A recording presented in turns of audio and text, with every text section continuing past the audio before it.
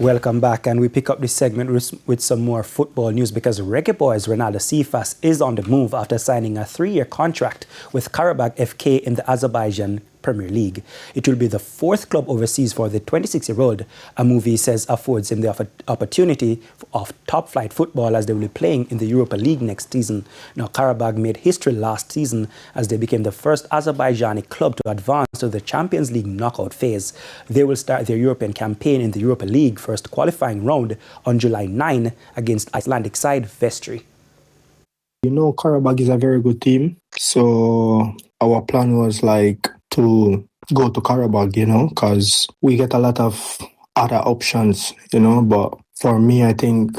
this one stand out to me, and then this one you also will play in Europe and stuff like that, It's been a while I don't play European competition, so for me and my agent, Kevin Cohen, we sit down and we pick this option, So for me, it's a great move, and I'm just looking forward to get the job done for the club, So that's all.